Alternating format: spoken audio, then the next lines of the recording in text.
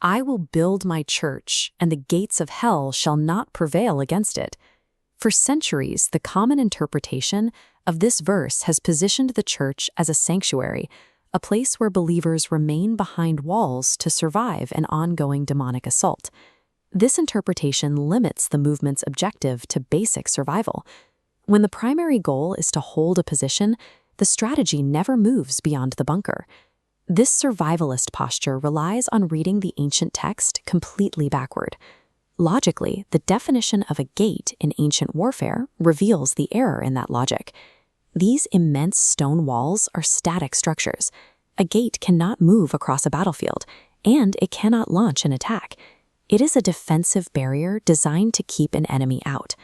Gates belong to the entity being besieged. If hell is relying on gates, then hell is the one attempting to defend its territory. Instead, this text describes an armed, advancing force marching directly toward hell's fortified strongholds to break them completely open. The shift from an offensive force to a defensive bunker is the result of historical mistranslation.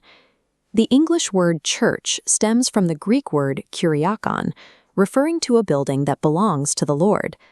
But the original Greek manuscripts record a different word entirely, ekklesia. In Athens, the ekklesia was the city's primary governing assembly, a summoned body of citizens carrying civic authority to make decisions for the entire city. Translating ekklesia as church stripped the movement of this governing identity. It turned a disruptive assembly into a weekly destination for passive attendance. To understand how a mobilized ekklesia operated in hostile territory, we look to the military history of ancient Greece. General Xenophon documented this reality in the Anabasis, the story of 10,000 Greek mercenaries fighting their way through the heart of the Persian Empire. Xenophon's army functioned as a mobile ekklesia. They were a self-governing tactical force, making strategic decisions through assembly while deep within enemy lines. Facing heavily fortified mountain gates, Xenophon utilized systematic flanking maneuvers to bypass the enemy's defensive choke points. These organized advances forced the enemy to abandon their positions, dismantling their defensive infrastructure. The mandate to build the ekklesia reads as a strategic battlefield briefing. The ekklesia was designed as an expeditionary force, specifically trained to dismantle the enemy's defenses and move the line forward. This mandate concludes with the granting of the keys of the kingdom, carrying the power to bind and loose. In the ancient world, binding and loosing was the language of civic and military command. It is authority given to a tactical assembly. You give the keys of a kingdom to a governing body, meant to rule and expand its territory. The offensive identity of the ekklesia stands in direct opposition to the concept of a weekend refuge. The gates of hell cannot prevail, because hell's defenses are incapable of stopping a coordinated forward advance. This requires an end to living like a survivor huddled behind walls, waiting for the next attack. The mission is to carry governmental authority into every domain and institution, advancing to break down spiritual strongholds. This is the expeditionary force of a victory that has already been decided. Okay, let's dive right into this explainer. Today, we're unpacking some absolutely fascinating linguistic history and ancient military realities that completely reshape our understanding of one of the most famous biblical verses out there. Whether you've studied ancient texts for years or you just love a good historical mystery, the source material we're looking at today reveals how a single, specific word choice can literally alter the trajectory of an entire global institution. Part 1. The Gates of Hell Myth. So we have to begin by examining a deeply ingrained view. For centuries, a lot of readers have approached this text completely backwards. They assume hell is this dynamic, aggressive force launching an all-out assault, and that the people on the other side are just this huddled mass of survivors desperately trying to defend themselves. It's a pretty terrifying image, right? But we really have to ask, is that actually historically accurate to the text? Which brings us to the famous quote itself, Matthew 16:18. When hearing this text, mainstream Christianity has widely interpreted it as a promise of mere survival. It's often read as a message to just hold on, batten down the hatches, and weather the storm because, hey, eventually hell won't win. But, as our sources reveal, when you take a closer look at the actual words used in the original language, it paints a vastly different picture.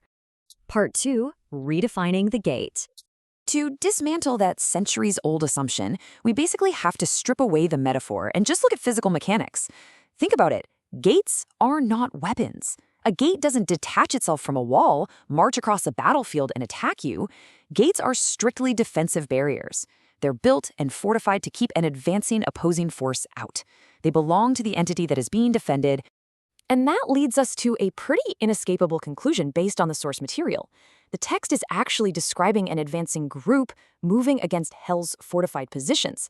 This means Hell is the one on the defensive. Hell is the stronghold here. And according to the verse, its defensive structures, its gates, simply cannot stop the incoming advance. The roles of attacker and defender have literally been flipped. Part 3. Ancient Tactics and Strongholds. Now, to firmly grasp this concept of advancing on strongholds, we can look to the historical reality of ancient Greek warfare. This gives us the exact context for how a first-century audience would have understood an assault on fortified gates. Around 401 BC, the military leader Xenophon detailed the perilous march of the 10,000 Greek mercenaries into the Achaemenid Empire in his famous work, the Anabasis.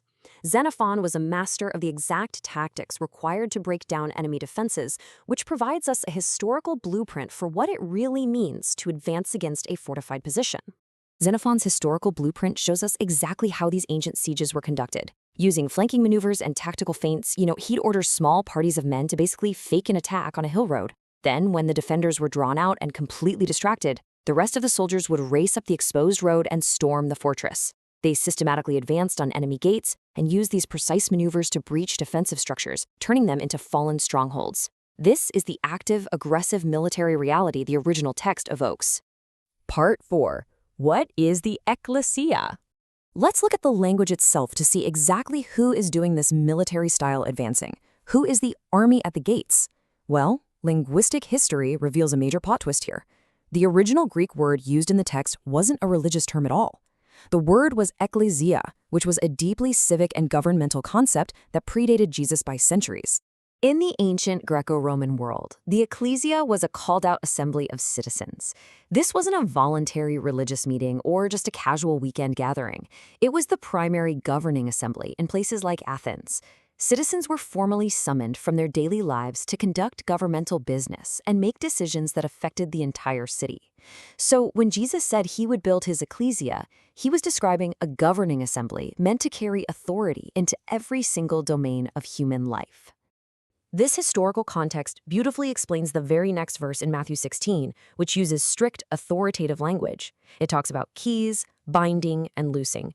This is the language of governmental authority. It makes perfect sense when you realize this authority is being handed to an active governing assembly, an Ekklesia, and not some passive building. Part 5. The Shift to Kuria Khan.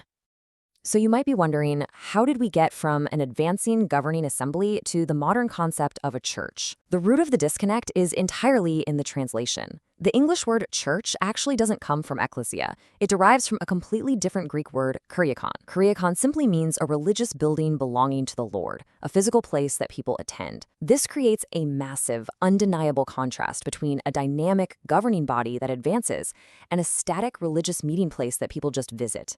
The source material argues that this specific mistranslation altered the entire course of Western history. The moment the translation shifted from the active ekklesia to the passive kuriakon, the whole identity of what was being built shifted right along with it.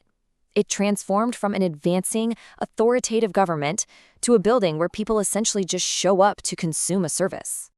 Part 6. An assembly, not a building. Bringing all of this historical warfare and linguistic evidence together, the final picture becomes crystal clear. The original text never envisioned a group of survivors huddled in a building, just crossing their fingers and hoping the enemy doesn't break through. Instead, it describes a highly aggressive posture. It is a declaration of forward movement where the gates of the enemy are the targets, not the weapons.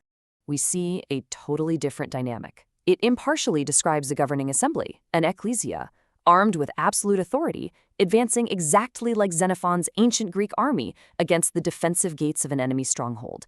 The promise of the text isn't that you will survive Hell's attack.